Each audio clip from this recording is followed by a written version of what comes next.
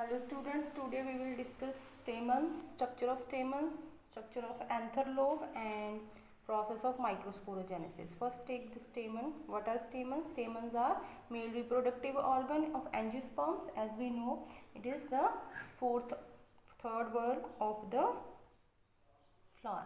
So stamen consists of two main parts, that is anther and filament. Anther is the terminal part of the structure, and filament is the longitudinal stalk. So anther, if we look at this, it is a terminal part and it is bilobed. Generally it is bilobed structure. If we see it has a groove in the center, and this groove divides this anther into two lobes. And if we cut a cross section of this bilobed structure, that is called anther, if we cut it, what will we get? We will get a structure like this. What is this? So we get that each lobe further is divided into two parts, and thus we can say that a typical anther is bilobed or dithecous with a longitudinal groove separating the thecae, and in a cross section the anther is tetragonal. Tetragonal means each lobe has further divided into two parts, and four tetragonal microsporangias are found. Means each lobe consists two microsporangia. So there is a big transverse section of anther lobe showing four microsporangia. We will discuss the structure of each microsporangia. As we come to know that there are four microsporangia in anther. So let us take the structure, let us discuss it. The structure, if we cut a transverse section of anther lobe, what will you see? You will see that it is surrounded by four walls. Generally outer जो है, there are four walls. Outer layer is called epidermis, inner second layer is called endothecium, and after endothecium there is two or three layers of cells which is called middle layer, and after the middle layer there are longitudinal cells which are multinucleated, and they can be diploid or polyploid, and these are special cells. This is a layer of special cells called tapetum, which provides nourishment to the developing cells inside it. Means inside tapetum there is sporogenous tissue present. Sporogenous tissue, these are the cells from which what pollen grains will develop. So we come to know that the structure of anther lobe, it generally consists of four layers.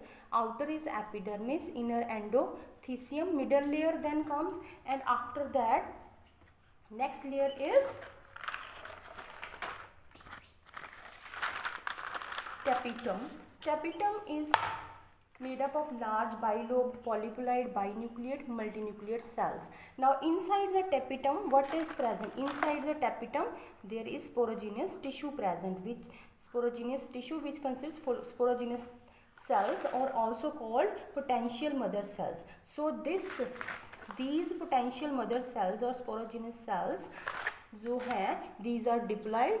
This is the structure of one of the sporogenous cell, and this cell undergoes meiosis. This cell is also called microsporophyte. Potential mother cell or microsporophyte undergoes meiosis. Meiosis होगा, potential mother cell undergoes meiosis. Meiosis, we know, it is a double division in which cell divides twice and get divided into four. So this nucleus get divided through meiosis and turns into four daughter cells which are called microspores or tetrad. Microspores or tetrad. This tetrad matures and changes into pollen grain. This is the process of microsporogenesis. So each step is given in detail here. Next, what happens after the formation of pollen grains? Here, by the process of sporogenesis, what happens? Microsporogenesis, pollen grains are formed. Let us see what is the actual structure of pollen grain.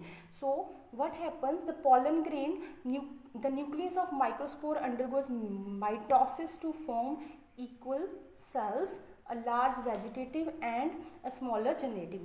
Now what happens, this is the mature pollen grain. In this what happens, this nucleus, each one out of these will undergo mitosis. इसमें अब होगा mitosis, and this cell will divide into two, the larger unequal cells, and smaller will be generative and larger one will be called vegetative cell.